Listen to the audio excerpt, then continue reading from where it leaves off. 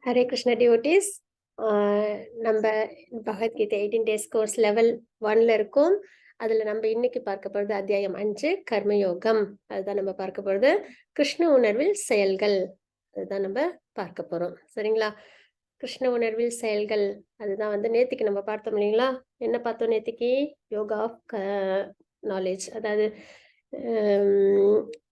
Yoga of knowledge பார்த்தோம் இல்லைங்களா? அதுல என்ன பார்த்தோம் அப்படின்னு பார்த்தீங்கன்னா, நம்ம பகவத்கீதை எப்படி நம்மளுக்கு கிடைச்சது, எவ்வளவு முன்னாடி அது பகவான் குறிப்பிட்டிருந்தாங்க, யாருக்கு உபதேசம் பண்ணியிருந்தாங்க, அப்புறம் பகவானோட நிறைய விஷயங்கள், அவங்க எப்படிப்பட்டவங்க, அதை அவங்க எதற்காக அவதாரம் எடுக்கிறாங்க, லீலைகள் எதற்காக பண்றாங்க, அவதார ரகசியம் என்ன, இதெல்லாம் நம்ம தெரிஞ்சுக்கிட்டோம். அதுக்கப்புறம் கர்மானா என்ன, விகர்மானா என்ன, அக்கர்மானா என்ன அப்படின்றத தெரிஞ்சுக்கிட்டோம் இல்லைங்களா?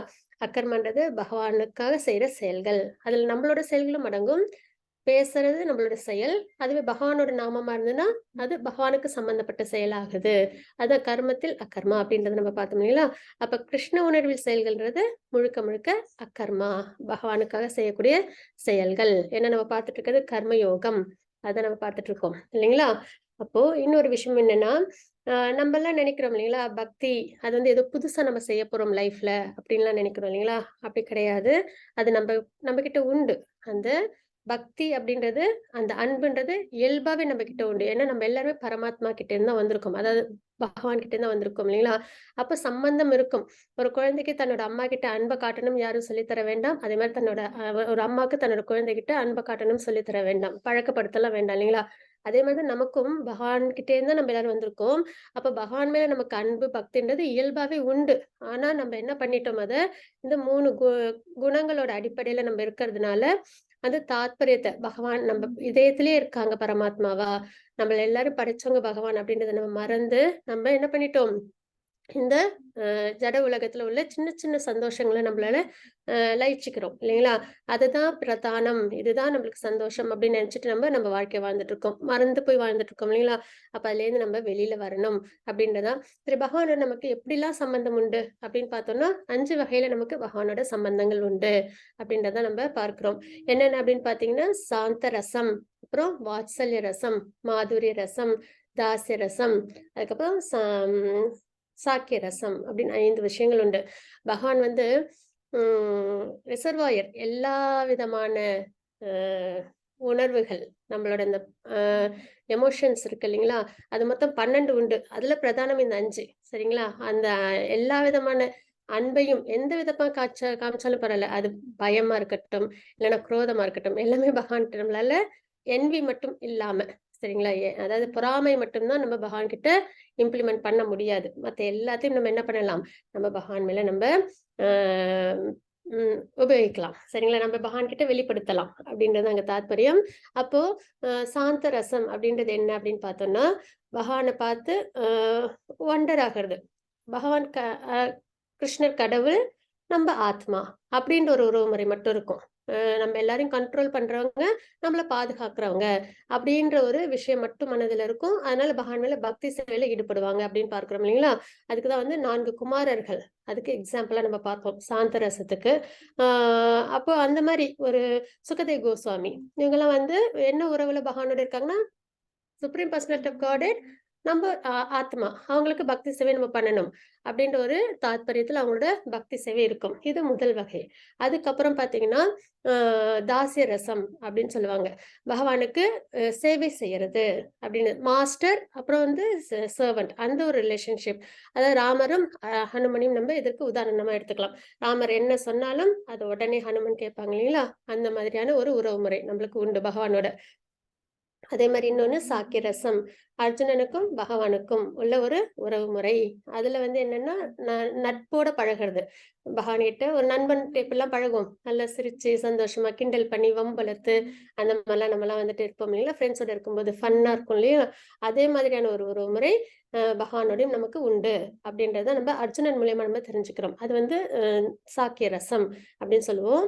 அதுக்கப்புறம் வாத்சல்ய ரசம், அது யசோதா அம்மாவுக்கும் நந்த மகாராஜருக்கும், தேவகிக்கும் வசுதேவருக்கும் உள்ள உறவு முறை அப்படின்னு பார்க்கிறோம். அப்ப பகவானை நம்ம குழந்தையா நம்ம வந்து அக்செப்ட் பண்ணிக்கிறது. ஒரு குழந்தைகிட்ட நம்ம எப்படிலாம் அன்பெல்லாம் காமிப்போமோ அதே மாதிரி நம்ம பகவானே ஒரு குழந்தையா பாவிச்சு அவங்க கிட்ட நம்மளோட அன்பை வெளிப்படுத்துறது.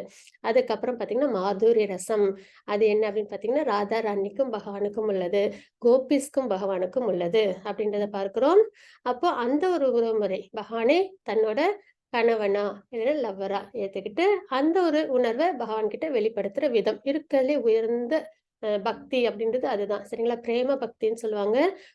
ஏன்னா அந்த பிரேம பக்தியில தான் எப்படி பக்தி யோகத்துல மத்த எல்லா யோகங்களும் அடங்கியிருக்கு இல்லையா? கர்ம யோகம், ஞான யோகம், அஷ்டாங்க யோகம் எல்லாமே பக்தி யோகத்துல அடங்கியிருக்கு நம்ம தெரிஞ்சுக்கிறோம் இல்லைங்களா?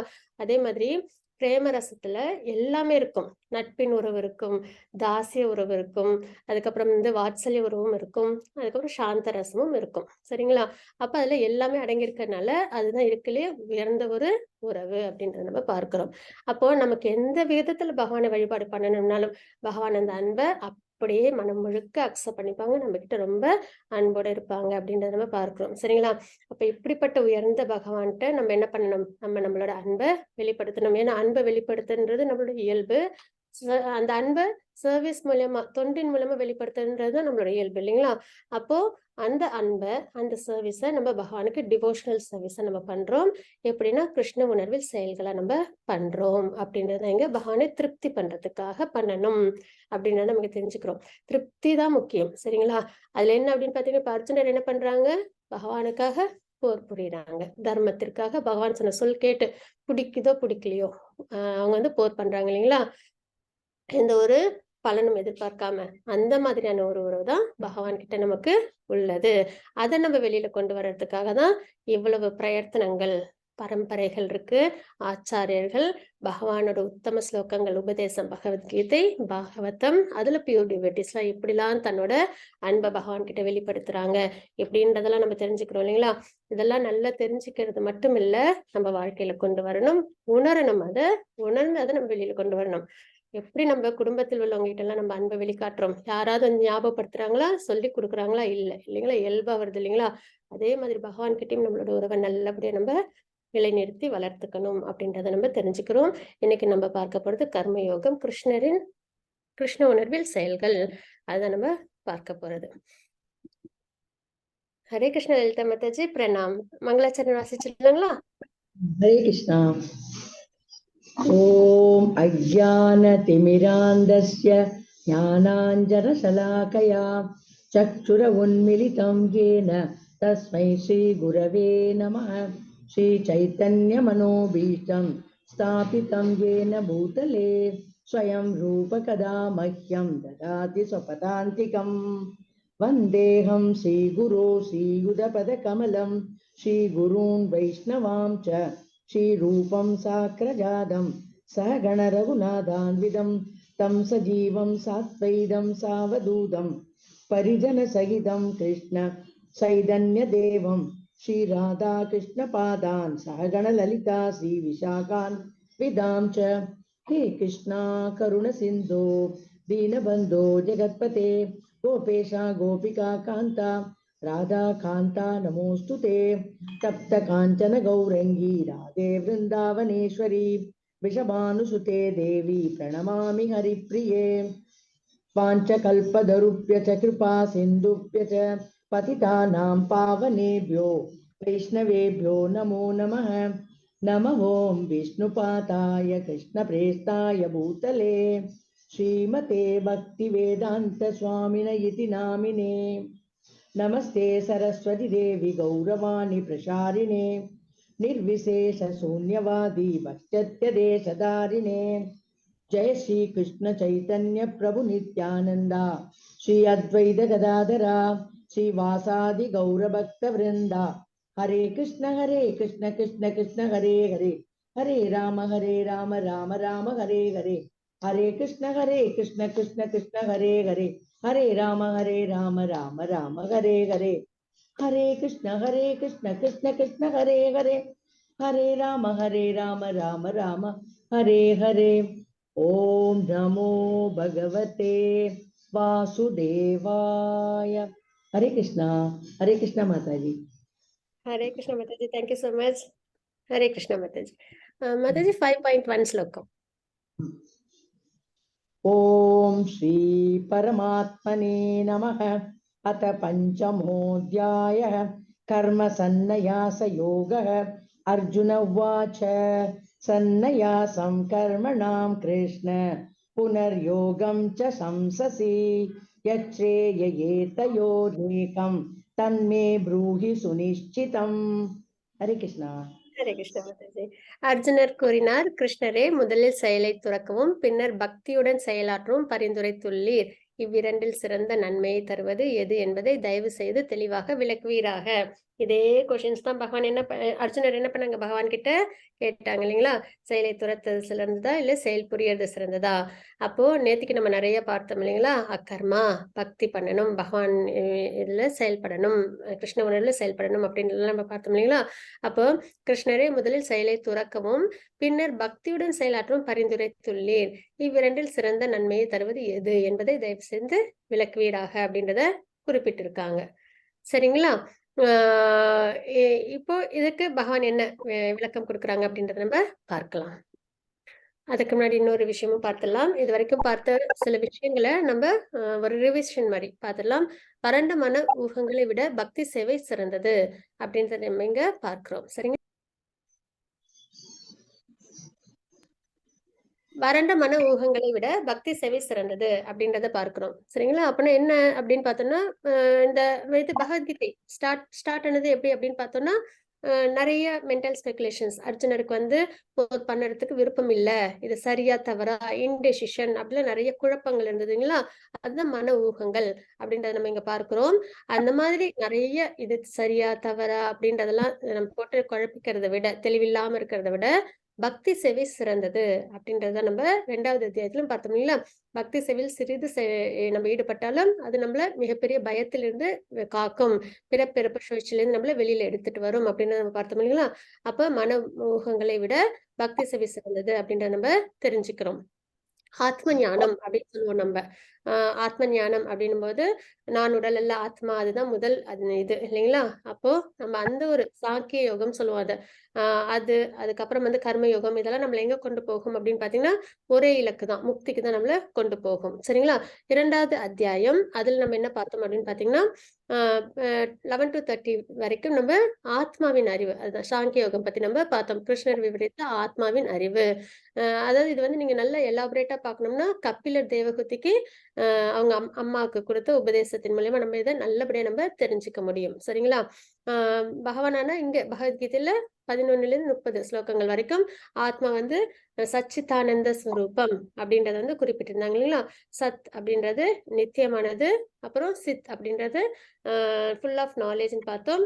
அறிவு நிறைந்ததுன்றது, அதுக்கப்புறம் ஆனந்தம்ன்றது பரமானந்த நிலை, பிளிஸ்ஃபுல்னஸ் அப்படின்னு நம்ம பார்க்கிறோம் இல்லையா? இதுதான் 2 பேருக்குமே, ஆத்மாவுக்கும் பரமாத்மாவுக்கும் ஒரே நிலைப்பாடுதான். குவாலிட்டி வைஸ் ஒண்ணு, ஆனா குவான்டிட்டி வைஸ் வித்தியாசம் அப்படின்றத நம்ம பார்ப்போம். இது இன்னும் 9வது அத்தியாயத்திலும் இதை நம்ம விளக்கமா பார்ப்போம். அதுக்கப்புறம் ஆத்மா எதாலும் வெட்டப்பட முடியாதது, அழிக்கப்பட முடியாதது அப்படின்றதெல்லாம் நம்ம தெரிஞ்சுக்கிட்டோம் இல்லைங்களா? அப்போ அர்ஜுனருக்கு ஒரு மன ஊகங்கள் இருந்தது இல்லைங்களா? அதாவது எல்லாரும் இறந்துடுவாங்களே போர்ல அப்படின்றதுல. அப்போ கிருஷ்ணர் என்ன சொல்லியிருக்காங்க, யாரும் இதுல இறக்க மாட்டாங்க, எல்லாருமே நித்தியமானவங்க தான் அப்படின்றத பகவான் விளக்கி கொடுத்திருப்பாங்க. நமக்காக கொடுத்த உபதேசங்கள். ஏன்னா நமக்கு புரிதல் வரணுங்களா? நான் உடல் அல்ல ஆத்மா. அதுல நம்ம என்னைக்கு ஸ்திரமா இருக்கோமோ அப்பதான் ஆத்மா சம்பந்தப்பட்ட விஷயங்களை நம்மளால ஈடுபட முடியும். அதுக்கப்புறம் பாத்தீங்கன்னா 31 to 37 வரைக்கும் பரிந்துரைக்கப்பட்ட கடமை விளக்கப்பட்டுள்ளது அப்படின்றத நம்ம பார்க்கிறோம். அதாவது நம்மளுக்கு கொடுக்கப்பட்ட கடமைகள் நம்ம நல்லபடியா செய்யணும். அது என்ன அப்படின்னு பார்த்தோம்னா, பக்தி யோகம் தான் சிறந்தது. அதுவும் நிஷ்காம கர்ம யோகா அப்படின்றதெல்லாம் நம்ம பார்த்தோம் இல்லைங்களா? பகவான் குறிப்பிட்டதுல. அப்ப அதை பத்தி எல்லாம் நம்ம தெரிஞ்சுக்கிட்டோம். அதுக்கப்புறம் 42 45 வரைக்கும் பழ செயல்பாடுகள் காரணமாக ஆத்மாவின் சிக்கல். நம்மள எதற்காக இங்க இருக்கோம்? ஜட உலகத்துல இவ்வளவு கஷ்டங்களுக்கு மத்தியில எதனால இருக்கும் அப்படின்னு பார்த்தோம்னா, எல்லாமே எதற்காக? இந்த பலன் எதிர்பார்த்து செய்யப்படுற செயல்களுக்காக தான் இல்லைங்களா? அப்போ அதனால நம்மளுக்கு பந்தங்கள் ஏற்படுது. அதனால ஆத்மாவுக்கு சிக்கல். ஆத்மாக்கு என்ன சிக்கல்? ஆத்மா பகவானோட பக்தியில் ஈடுபட முடியாத ஒரு சிக்கல். இன்னொன்னு பகவானை அடைய முடியாம அது தவிக்குது அப்படின்றத நம்ம இங்க தெரிஞ்சுக்கிறோம். அப்புறம் 46 to 50 வரைக்கும் பக்தி சேவையால் பௌதீக பந்தத்திலிருந்து பிரிக்கப்படுவதை விளக்குகிறது. அப்போ நம்ம இப்ப ஆத்மாவின் சிக்கல் என்னன்னு தெரிஞ்சுக்கிட்டோம். அப்ப அதுலேருந்து நம்ம வெளியில வரணும் அப்படின்னா, பக்தி சேவை பண்ணணும் அப்படின்றது தெரிஞ்சுக்கிறோம் இல்லைங்களா? அப்ப அது என்ன பண்ணும் பக்தி சேவை நம்மள பௌதீக பந்தத்திலிருந்து பிரிக்கப்படுது அப்படின்றத நம்ம இங்க தெரிஞ்சுக்கிறோம். அதுக்கப்புறம் 3வது அத்தியாயம் 17லேருந்து 18 வரைக்கும் ஞானத்தின் தளத்தில் ஒரு நபருக்கு எந்த கடமையும் இல்லை என்பதை விளக்குகிறார் அப்படின்றத பார்க்கிறோம். ஆம், ஞானம் என்ன ஞானம்? நம்ம ஆத்மான்றது தான் நித்தியம்ன்றது தெரியணும் இல்லைங்களா? அப்ப ஆத்மா ஞானத்தை வளர்த்துக்கிறதுனால ஒரு நபருக்கு எந்த கடமையும் இல்லை. எதுல? இந்த ஜட உலகத்துல தனக்குன்னு சாதிச்சுக்கிறதுக்கு எந்த ஒரு தனிப்பட்ட கடமையும் கிடையாது அப்படின்றத நம்ம இங்க தெரிஞ்சுக்கிறோம். என்ன இங்க வந்து ஜட உலகத்துல என்ன நம்ம கஷ்டம் அப்படின்னு பாத்தீங்கன்னா, நிறைய விருப்பு, வெறுப்பு, கோபம், மா மானம், அவமானம் இந்த மாதிரி டியூவாலிட்டிஸ் இல்லைங்களா? நம்மளுக்கு எதற்காக வந்து ஒருத்தவங்கள ரொம்ப பிடிக்குது, எதற்காக ஒருத்தவங்கள பிடிக்கல, எதனால வந்து நம்மளுக்கு ஒரு விஷயம் பிடிச்சிருக்கு, பிடிக்கல, இந்த மாதிரி நிறைய விஷயங்கள் இருக்கு இல்லைங்களா? அதெல்லாம் தான் நம்மள என்ன பண்ணுது? நெறைய செயல்கள செய்ய வைக்கும். பிடிச்சா ரொம்ப நல்ல நல்ல செயல்கள செய்வோம். பிடிக்கலையா? ஒரே தவறானத, அதர்மமான செயல்கள நம்ம செய்றோம் இல்லைங்களா? அப்ப அந்த மாதிரி விஷயங்கள்லாம் ஆ எதோட சம்மந்தப்பட போறதே இல்ல. ஆத்மாவோட சம்மந்தப்பட போறதே இல்ல. அது எல்லாமே முக்குணங்களோட சம்மந்தப்பட்ட ஒரு விஷயம் அப்படின்னு நம்ம தெரிஞ்சுக்கிறோங்களா? அந்த பிரிவு அததான் தெரிஞ்சுக்கணும். ஆத்மா அது வந்து பியூர். அதுக்கும் இந்த முக்குணங்களுக்கும் சம்மந்தம் இல்ல. நம்ம செய்யற எல்லா செயல்களும், இந்த ஜட சம்பந்தப்பட்ட செயல்கள் எல்லாமே, எதெல்லாம் பகவானோட சம்மந்தப்படாத செயல்களோ, அது எல்லாமே வந்து இந்த முக்குணங்கள்லேருந்து வர செயல்கள் தான் அப்படின்னு நம்ம தெரிஞ்சுக்கிறோம். அப்ப முக்குணங்கள்லேருந்து வர செயல்கள்னால அது பகவான் இல்ல. ஏன்னா பகவான் வந்து முக்குணங்களோட சம்மந்தப்படாதவங்கன்னு நம்ம தெரிஞ்சுக்கிறோம் இல்லைங்களா? அப்ப அந்த முக்குணங்கள்ல சம்மந்தப்பட்ட செயல்கள செய்யும்போது, அது கண்டிப்பா பகவானுக்காக செய்யற செயல்களா இருக்காது. அப்ப அப்படி செய்யப்படுற செயல்கள் என்ன பண்ணும் நம்மள பந்தத்துல கொண்டு வந்து சேர்க்கும். நன்மை, தீமை செய்யும்போது நம்மளுக்கு கர்மங்களோட பலன் வந்து கிடைக்கும். அப்படின்றத நம்ம தெரிஞ்சுக்கிறோம். அப்ப ஞானத்தின் தளத்தில் ஒரு நபருக்கு எந்த கடமையும் இல்லை என்பதை விளக்குகிறார். எதுல கடமை இல்ல? இந்த ஜட உலகத்துல. சரிங்களா? அப்புறம் அத்தியாயம் 4ல அனைத்து வகையான தியாக வேலைக்கும் ஞானத்தின் தளத்தில் உச்சமடைகின்றது. அப்படின்னு தெரிஞ்சுக்கிறோம். இந்த மாரி ஞானம்ன்றது என்னது? இந்த ஆத்ம தத்துவம் இதெல்லாம் தெரிஞ்சுக்கிறது தான். சரிங்களா? பகவானுக்கு பக்தி சேவை பண்றது எப்படி? ஆச்சாரியர்கள் சொல்லிக் குடுப்பாங்க இல்லையா? சாதனா முறையில பக்தி, அந்த மாரி நம்ம வந்து தெரிஞ்சுக்கிறோம்ல. அந்த மாரி தெரிஞ்சுக்கும்போது, நம்மளுக்கு என்ன கிடைக்குது? நமக்கு பரிபூர்ணமான ஒரு நிலைப்பாடு ஏற்படுது. 4வது அத்தியாயத்தின் கடைசி வசனத்தில் கிருஷ்ணர் மீண்டும் அர்ஜுனனிடம் எழுந்து போரிட சொன்னார். இதனால் அர்ஜுனனை குழப்புகிறது. கைவிடு அல்லது வேலை சரணடை. அதாவது என்னன்னா, இவ்வளவும் சொல்லிட்டு மறுபடியும் வந்து போர் பண்ணு அப்படின்றத பகவான் குறிப்பிடுறாங்க. சரிங்களா? ஏன்னா ஆத்மாவுக்கு இங்க நம்மளே பார்க்கிறோம். ஆத்மாவுக்கு நீங்க எந்த கடமையும் இல்ல அப்படின்னு நம்ம தெரிஞ்சுக்கிறோம். ஆனா போர் பண்ணணும் அப்படின்னு பகவான் சொல்றாங்க இல்லைங்களா? அதுல அர்ஜுனருக்கு என்ன ஆகுது? மறுபடியும் ஒரு குழப்பம் ஏற்படுது அப்படின்றத நம்ம தெரிஞ்சுக்கிறோம். माताजी 5.2 श्लोकम्। श्रीभगवानुवाच सन्न्यासकर्मयोगश्च निःश्रेयस्करावुभौ तयोस्तु कर्मसन्न्यासात् कर्मयोगो हरे कृष्णा। हरे कृष्णा माताजी। புருஷோத்தமரான முழுமுதற் கடவுள் பதிலுரைத்தார், செயலை துறத்தல், பக்தியுடன் செயல்படுதல் இரண்டுமே முக்திக்கு ஏற்றதாகும். ஆனால் இவ்விரண்டில் செயலை துறப்பதை விட பக்தி சேவையில் தொண்டு செய்வது சிறந்ததாகும் அப்படின்றத பார்க்கிறோம். சரிங்களா? செயலை துறத்தல், பக்தியுடன் செயல்படுதல் இரண்டுமே முக்திக்கு ஏற்றது அப்படின்னு நம்ம இங்க பார்க்கிறோம். சரிங்களா? செயலை துறத்தல்னும் போது இந்த முனிவர்கள்லாம் தவம் பண்றாங்க இல்லைங்களா? காட்டுல போயிட்டு, அப்ப அவங்க என்ன பண்ணுவாங்க? மனதையும் புலன்களையும் ஒன்றுபடுத்தி, அதுக்கப்புறம் அவங்க பகவானை நோக்கி தவம் பண்ணுவாங்கன்றத பார்க்கிறோம். அந்த நிலைப்பாடும் அது வந்து அஷ்டாங்க யோகா நிலைப்பாட்டுல வரும். நாளைக்கான அத்தியாயம் அதுதான். அதுலயும் என்ன ஆகும்? முக்தி கிடைக்கும். ஆனா ரொம்ப ஸ்லோ ப்ராசஸா இருக்கும். ஆனா பக்தியுடன் செயல்படுதல், இதுதான் வந்து இருக்கறதுலயே சிறந்தது. இதுல வந்து நம்மளுக்கு மனதையும், புலனையும் அடக்குறதுக்கான சந்தர்ப்பமே இருக்காது இல்லைங்களா? ஏன்னா இது 2மே எப்பயுமே ஆக்டிவா இருக்கும். ஒரு நல்ல ஒரு ஹைப்பர் ஆக்டிவ் குழந்தைங்க மாரி ரொம்ப ஆக்டிவா இருக்கும். மனமும், புத்தியும், புலன்களும். அப்போ அத வந்து நம்ம கண்ட்ரோல் பண்ணோம்னா, அது அவ்வளவு உசித்தமானது கிடையாது. ஆனா பக்தி சேவையில என்ன பண்றோம்? அத நம்ம என்கேஜ் பண்றோம். அததான் நம்ம 3வது அத்தியாயத்துல பார்த்தோம். கண்கள எப்படி எ எ என்கேஜ் பண்ணணும். காது, பேச்சு, நாக்கு எல்லாமே நம்ம பார்த்தோம் இல்லைங்களா? அந்த மாதிரி நம்ம செய்யும்போது, நம்ம கண்ட்ரோல் பண்ண மாட்டோம். தவறான செயல்கள்லேருந்து, நம்மள பந்தப்படுத்துற செயல்கள்லேருந்து நம்ம பந்தப்படுத்தாத செயல், பகவானுக்காக செய்யக்கூடிய செயல நம்மள சம்மந்தப்படுத்திக்கிறோம். அப்ப செயலை துறப்பதை விட பக்தி தொண்டில் செயல்படுவது சிறந்ததாகும். இதெல்லாம் தான் வழிமுறைகள். நம்ம இந்த கஷ்டங்கள் முக்கியமா ஒரு ஸ்டெப் என்ன அப்படின்னு பார்த்தோம்னா, பகவான் கொடுத்த அறிவுரைகளின் படி நம்ம நடந்தோம் வாழ்க்கையில அப்படின்னா, ஒரு விஷயம் என்ன அப்படின்னு பார்த்தீங்கன்னா, நம்மளுக்கு தவறான செயல்கள்ல ஈடுபட மாட்டோம். பகவத்கீதை தெரிஞ்சு முடிச்சதுக்கு அப்புறம். சரிங்களா? அதனால நம்மளுக்கு பாபம் வந்து சேராது. சோ அதனால நம்மளுக்கு கஷ்டம் வராது. பாவம் செய்யலன்னும்போது கஷ்டம் வராது இல்லைங்களா? சரி எனக்கு வந்து கஷ்டப்படக்கூடாது, இங்கேயே நான் சந்தோஷமா இருக்கிறேன். அப்ப நான் ஏன் வந்து பக்தி பண்ணணும் அப்டின்னா, அந்த பிறப்பு, இறப்பு அந்த சுழற்சி இருக்கு இல்லைங்களா? அதுலேருந்து நம்ம வெளில வரணும் அப்டின்னா, பக்தி பண்ணா மட்டும் தான் அது முடியும். சரிங்களா? அந்த பிறப்பு, இறப்பு சுழற்சியிலேருந்து வெளில வரணும்னும்போது, பக்தி பண்ணால் மட்டும் தான் முடியும். அதனால நம்ப பக்தி சேவையில ஈடுபடணும். இன்னொரு விஷயம் என்னன்னா, எப்பயுமே நம்ம ரொம்ப கவனமாவே இருக்கவே முடியாது. நம்ம வந்து பாபமே செய்யாமலே இருப்போம் அப்டின்னு சொல்லவே முடியாது. ஏதாவது ஒரு வகையில நம்ப பாபத்தை தெரியாமலாவது செஞ்சுருவோம் இல்லைங்களா? அப்ப அந்த மாதிரி செஞ்சா கூட நமக்கு அதற்கான பலனை அனுபவிக்க வேண்டிய அபாயம் உண்டு. அதனால பக்தி சேவை தான் சேஃபான ஜேர்னி நமக்கு. சரிங்களா? ஒரு ரோட்ல நம்ம போறோம்னா ரொம்ப பாதுகாப்பா போவோம் இல்லைங்களா? வாழ்க்கையில எல்லா இடத்துலயும் பாதுகாப்ப தான் நம்ம முன்னாடி தேடுவோம். அமைதி, சந்தோஷம், பாதுகாப்பு இதெல்லாம் தான் நம்ம தேடுவோம் இல்லைங்களா? அப்போ நம்ம உண்மையிலே பாதுகாப்போட இருக்கோம் அப்டின்னா, பக்தி சேவையில ஈடுபடுறது தான் நம்மளுக்கு அவ்வளவு சிறந்த பாதுகாப்பை குடுக்கும். அப்டின்றத நம்ம பார்க்கலாம். எப்படி அப்டின்னு பார்த்தீங்கன்னா, இங்க ஒரு ஸ்டோரி இருக்கு. இந்த ஸ்டோரி மூலியமாவே நம்ம தெரிஞ்சுக்கலாம். சரிங்களா?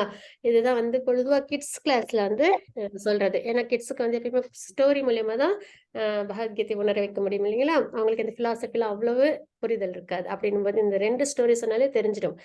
கிருஷ்ண உணர்வில் செயல்கள் எவ்வளவு வந்து பாதுகாப்பு, கிருஷ்ண உணர்வு இல்லாம பலனை எதிர்பார்த்து எதிர்பார்த்து செய்யக்கூடிய செயல்கள்ல உள்ள கடினம் என்ன அப்படின்றத நம்ம தெரிஞ்சுக்கலாம். சரிங்களா? நம்ம ஃபர்ஸ்ட் வந்து அம்பரீஷ் மகாராஜரோட ஸ்டோரி பார்த்துடலாம். அதுக்கப்புறம் வந்து நிருக மகாராஜரோட ஸ்டோரிய பார்த்துடலாம். அம்பரீஷ் மகாராஜ் ஸ்டோரி வந்து கிருஷ்ண உணர்வில் செயல்கள். அதற்கான உதாரணமா நம்ம பார்க்கலாம். சரிங்களா? அம்பரீஷ் மகாராஜ் அவங்க வந்து இவங்கள நம்ப மென்டாரா வச்சுக்கலாம். அம்பரீஷ் மகாராஜ், பிரகலாத் மகாராஜ் இவங்களெல்லாம் நம்ம வந்து நமக்கு ஒரு வழிகாட்டுதலா வச்சுக்கிட்டோம்னாலே, அவங்கள நம்ம நல்லபடியா அண்டர்ஸ்டாண்ட் பண்ணோம்னா, அவங்க பாதையில நம்ம நம்மள வாழ்க்கைய எடுத்துட்டு போனோம்னா, கண்டிப்பா நம்பளால என்ன பண்ண முடியும்? ஓரளவுக்கு பக்குவமா நம்மளால இருக்க முடியும் அப்படின்றது தான். இன்னொரு முக்கியமான விஷயம் என்னன்னா, எந்த ஒரு டிவோட்டிய நம்ம எடுத்து பார்த்தாலும் எல்லாருமே அரசர்களா தான் இருப்பாங்க. சரிங்களா? அப்படின்ற பட்சத்துல நம்ம சொல்லுவோம். சாதாரணமா சொல்லுவோம். நான் குடும்ப வாழ்க்கையில இருக்கேன். எனக்கு பக்தியில எனக்கு வந்து நேரம் இல்ல அப்படின்னு நம்ம சொல்லுவோம் இல்லைங்களா? சாண்டிங் பண்ண எனக்கு நேரம் இல்ல. குடும்ப பொறுப்புல இருக்கு. அதனால வந்து என்னால முடியாது அப்படின்னு நம்ம சொல்றோம் இல்லைங்களா? ஆனா அந்த காரணங்கள்லாம் நம்ம இந்த இந்த மாரி டிவோட்டீஸோட வாழ்க்கையில பார்க்கும்போது நம்ம சொல்லவே மாட்டோம். ஏன்னா எல்லாருமே அரசர். எல்லாருமே ராஜாக்கள். சரிங்களா? பரத் மகாராஜ், பிரகலாத் மகாராஜ், அம்பரீஷ் மகாராஜ் எல்லாருமே அ அ ராஜாவா தான் இருக்காங்க. துருவ மகாராஜ் எல்லாருமே. ஆனாலும் பக்தி செஞ்சு அவங்க பகவானே அடைஞ்சிருக்காங்க. நம்ம குடும்பத்துக்கே நெறைய பொறுப்புன்னா, ஒரு நாட்டை பாதுகாக்கணும்னா எவ்வளவு பொறுப்புகள் இருக்கும் இல்லைங்களா? அப்ப அதையெல்லாம் செஞ்சுக்கிட்டு அவங்களால பக்தியில அர்ஜுனனையும் எடுத்துக்கலாம் இல்லைங்களா? அவங்களும் செய்றாங்கன்னும்போது நம்மளும் கண்டிப்பா செய்யணும் அப்படின்ற ஒரு உத்வேகம் நமக்கு கண்டிப்பா வரும். அப்படின்றது இங்க ஒரு உண்மை.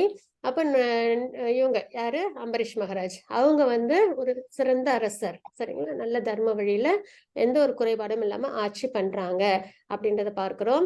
அப்ப அவங்க என்ன பண்றாங்க அப்படின்னு பார்த்தீங்கன்னா, ஒரு தடவை ஏகாதசி ஃபாஸ்டிங் எப்பயுமே ஏகாதசி ஃபாஸ்டிங் இருப்பாங்க. விரதம். அப்படி இருக்கும்போது ஒரு தடவ ஏகாதசி விரதம் இருக்காங்க. அடுத்த நாள் துவாதசி அப்போ ஒரு குறிப்பிட்ட நேரத்துல அந்த விரதத்தை முடிக்கணும். அப்பதான் அந்த ஏகாதசியோட பலன் கிடைக்கும்.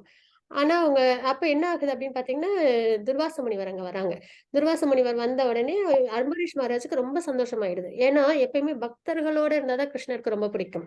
தனியா நம்ம மட்டும் ஒரு பக்தி பண்ணோம் அப்படின்னா, அதுல அவங்களுக்கு அவ்வளோ ஒரு உகப்பு இருக்காது இல்லைங்களா? பக்தர்களோட சேர்ந்து பண்ணும்போது தான் அது பகவானுக்கு இன்னும் அதிகப்படியான ஒரு ரெட்டிப்பு சந்தோஷத்த குடுக்கும்.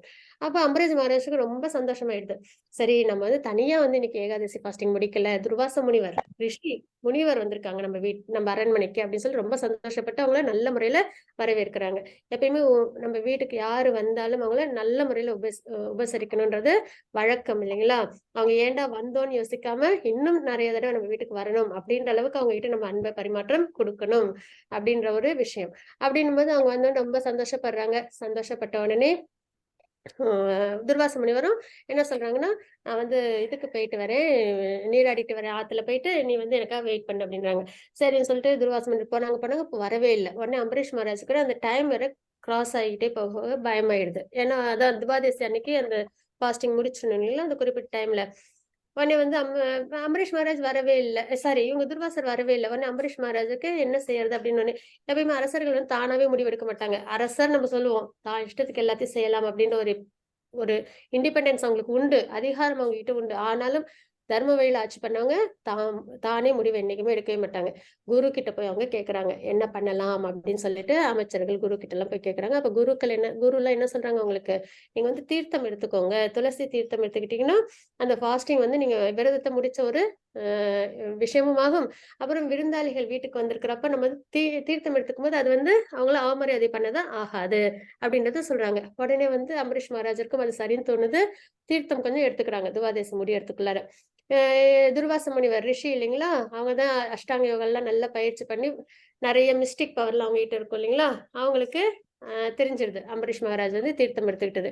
உடனே நேரா வராங்க. கோபத்தோட வராங்க. கோபத்துக்கு பேர் போனவங்க இல்லையா? வந்த உடனே அம்பரீஷ் மகாராஜர பார்த்து, "என்ன விட்டுட்டு நீ வந்து தீர்த்தம் எடுத்துட்டியா? இப்பயே நீ வந்து உன்னைய வந்து நான் வந்து கொல்லப் போறேன்" அப்படின்னு சொல்லிட்டு தன்னோட முடிய எடுத்து கீழ போடுறாங்க. அதுலேருந்து ஒரு பெரிய அசுரன் வராங்க. வந்த உடனே அந்த அசுரன் வந்து துர்வாசர அம்பரீஷ் மகாராஜர கொல்றதுக்காக போகுது. அப்ப சுதர்சனம் வந்து அந்த அசுரன அழிச்சுட்டு துர்வாச முனிவரையும் தொரத்திட்டு போகுது. உடனே வந்து துர்வாச முனிவர் அங்க உள்ள எல்லார்ட்டயும் போய் கேட்கறாங்க. என்னைய வந்து காப்பாத்துங்கன்னு. யாராலயும் முடியல. அப்புறம் தேவர்கள் கிட்ட போய் கேட்கறாங்க. அவங்க தான் அஷ்டாங்க யோகால நல்ல பயிற்சி எடுத்தவங்க இல்லையா? அவங்களால எல்லா இடத்துக்கும் போக முடியும். அப்ப அம் தேவர்கள் உலகத்துக்கு போறாங்க. அங்க போனாலும் எல்லாரும் வந்து எங்களுக்கெல்லாம் சுதர்சனத்த தடுக்கிற சக்தி இல்லன்னு. அப்புறம் பிரம்மா கிட்ட போறாங்க. பிரம்மா கிட்ட போனப்ப பிரம்மாவும் சொல்லிட்டாங்க. எனக்கு வந்து சுதர்சனத்த தடுக்கிற அளவுக்குலாம் சக்தி கிடையாதுன்னு. அப்புறம் சிவபெருமான்ட்ட போறாங்க. சிவபெருமானும் என்ன சொல்லிடுறாங்க, "எனக்கு சுதர்சனத்த தடுக்கிற சக்தி கிடையாது. நீ நாராயணர்ட்ட போய் சரணமடை" அப்படின்னு சொல்லுவாங்க. மாரி நாராயணர்ட்ட போறாங்க. நாராயணர் என்ன சொல்றாங்க, "எனக்கும் சுதர்சனத்த தடுக்கிற சக்தி இல்ல" அப்படின்றத சொல்லிடுறாங்க. ஆனா துர்வாச முனிவர் அப்படியே, "உங்களோட கட்டுப்பாட்டுல தானே எல்லாமே இருக்கு. அப்ப நீங்க சொல்லும்போது எப்படி சுதர்சனம் கேட்காம இருக்குன்னா, நீ என்ன நிந்திச்சிருந்தா கூட நான் வந்து மன்னிச்சுருவேன். ஆனா நீ என்னோட பக்தன அவமானம் அவமரியாதை பண்ணிட்ட. அவங்களுக்கு வந்து தவறு பண்ணிட்ட. அத வந்து நான் சொன்னாலும் சுதர்சனம் வந்து அ இது அக்செப்ட் பண்ணாதுன்றத சொல்றாங்க. அப்பதான் துர்வாச முனிவருக்கு பக்தர்களோட நிலைப்பாடு என்ன? அவங்களோட அந்த உயர்ந்த ஒரு நிலை என்ன அப்படின்றது தெரிய வருது. உடனே சரி அப்படின்னு சொல்லிட்டு என்ன பண்ணாங்க அவங்க, இப்ப நான் என்ன செய்யணும்னு கேட்டப்ப, நீங்க வந்து யார்ட்ட அபச்சாரப்பட்டீங்களோ அவங்ககிட்ட போய் மன்னிப்பு கேளுங்க அப்படின்றத சொல்றாங்க. உடனே இவங்க வேகமா போய் அம்பரீஷ் மகாராஜர்ட்ட பக்தர்கள் எப்பயும் எப்படி இருப்பாங்கன்னா, கருணை குணத்தோட இருப்பாங்க பகவான் மாரியே. சரிங்களா? அவங்களுக்கு எதிரிங்கள்னே இருக்கவே மாட்டாங்க யாருமே. பகவான யாரையும் பாரபட்சம் பார்க்க மாட்டாங்க இல்லைங்களா? அதே மாரி அவங்களும் என்ன பண்ணாங்க, மன்னிச்சு விட்டுர்றாங்க. துர்வாசர ம வ வ துர்வாசர் மன்னிக்கிறதுன்னு இல்ல, மன்னிக்கிறதுக்குலாம் எனக்கு வந்து இது கிடையாது அப்படின்னு சொல்லி அவங்கள சாந்தப்படுத்துறாங்க. சுதர்சனத்தையும் துர்வாசர் ஒண்ணும் செய்ய வேணாம் அப்படின்னு வந்து சொல்றாங்க. உடனே சுதர்சனம் பகவான்ட்ட போயிடுது திரும்பி. இதுதான் வந்து பக்தரோட நிலைப்பாடு. பக்தர்களும் யார்ட்டயும் துவேஷம் வச்சுக்க மாட்டாங்க. சரிங்களா? பகவானும் பக்தருக்கு ஏதாவது கஷ்டம் வந்ததுன்னா, அத வந்து பொறுத்துக்கவே மாட்டாங்க. இந்த ஒரு உறவு தான் கிருஷ்ணருக்கும், பக்தர்களுக்குமான நிலைப்பாடு. இந்த இடத்துல அம்பரீஷ் மகாராஜ் திரும்பி கோவப்பட்டு, "என்னை கஷ்டப்படுத்துனதுல உனக்கு பாத்தியா எவ்வளவு ஒரு தண்டனை கிடைச்சது?" அப்படின்னு நினைச்சா, அந்த இடத்துல பக்தி கிடையாது. அந்த இடத்துல அவங்க டிவோட்டி கிடையாது. டிவோட்டினாலே எப்பயுமே எப்படி இருப்பாங்க? கருணை நிறைஞ்சவங்களா இருப்பாங்க. அப்பதான் அவங்க டிவோட்டி அப்படின்றது தெரிய வருது. அப்ப அந்த நிலைப்பாடு நம்ம பார்க்கிறோம் இல்லைங்களா? அப்ப இந்த மாதிரி ஒரு பரிபூர்ணமான ஒரு எல்லாமே நன்மையா, எல்லாமே சிறந்த ஒரு விஷயமா இருக்கிறது தான் கிருஷ்ண பக்தின்றத நம்ம பார்க்கிறோம். இன்னொரு கதை என்ன அப்படின்னு பார்த்தீங்கன்னா, நிருக மகாராஜா ஸ்டோரி. இது வந்து திரேதா யுகத்தின் ஆரம்பத்துல நடந்தது. நிருக மகாராஜா ஒரு நல்ல ஒரு சிறந்த ராஜா, தர்மத்தின் வழியில ஆட்சி பண்றவங்க. ஆனா இவங்க என்ன பண்ணுவாங்கன்னா, பலனை எதிர்பார்த்து நெறைய செயல்கள் செய்வாங்க. தான தர்மங்கள்லாம் நெறைய பண்ணுவாங்க. ஆனா ஏதாவது ஒரு பலன் கிடைக்குமா? இந்த யாகம் பண்ணா எனக்கு இந்த பலன் வேணும், கிடைக்கணும் அப்படின்ற ஒரு எதிர்பார்ப்போட அந்த வந்து தானம், தர்மம் எல்லாம் பண்றாங்க. அந்த மாரி அவங்க தினமும் நெறைய தானங்கள்லாம் பண்ணிட்டே வராங்க. அப்போ ஒரு நாள் என்ன பண்றாங்கன்னா, ஒரு பிராமணனுக்கு நெறைய செல்வங்கள்லாம் குடுத்து, ஒரு பசுவும் அலங்கரிக்கப்பட்ட பசுவும் குடுக்குறாங்க. அந்த பிராமணனும் சந்தோஷமா அத வாங்கிட்டு போறாங்க. போயிட்டு அடுத்த அந்த இரவானதும் விலங்குகள்லாம் திரும்பி அது வளர்ந்த இடத்துக்கே வந்துடும் இல்லைங்களா? அந்த மாரி அந்த பசுவும் என்ன ஆயிடுது, திரும்பி மகாராஜரோட அரண்மனைக்கு வந்துருது. இத பிராமணனும் கவனிக்கல, மகாராஜரும் கவனிக்கல. உடனே என்னன்னா, அடுத்த நாள் பார்த்தா, அதே பசுவ தெரியாம என்ன பண்ணிடுறாங்கன்னா, நிருக மகாராஜர் வந்து இன்னொரு பிராமணனுக்கு தானம் பண்ணிடுறாங்க. முதல் நாள் தானமா வாங்குன அந்த பிராமணன் அந்த பக்கம் போறாங்க. அப்ப பாத்துர்றாங்க. அந்த தனக்கு கொடுக்கப்பட்ட பசு இன்னொரு பிராமணன் எடுத்துட்டு போறத. உடனே நிருக மகாராஜாட்ட போய் சொல்றாங்க, "இந்த மாரி நீங்க எனக்கு ஒரு பசு குடுத்தீங்க இல்லையா? அது இன்னொரு உங்ககிட்டயே அது வந்துருச்சு இயல்புல. அத இன்னொரு பிராமணன் எடுத்துட்டு போறாங்கன்னு." "ஓ! அப்படியா? சரி பரவால்ல. நான் வந்து உங்களுக்கு வேற பசு குடுக்குறேன்னோனே" அந்த பிராமணன் சொல்லுவாங்க, "இல்ல, இல்ல. எனக்கு நீங்க என்ன பசு குடுத்தீங்களோ அதுதான் எனக்கு வேணும்." "சரி பரவால்ல. நான் அந்த பிராமணன்ட்டருந்து வாங்கி குடுக்குறேன்னு" அந்த பிராமணன கூப்பிட்டு கேட்கறாங்க. அந்த பிராமணன், "நான் அதெல்லாம் தரமாட்டேன். எனக்கு நீங்க என்ன குடுத்தீங்களோ அத தான் நான் வச்சுப்பேன்." அப்படின்றாங்க.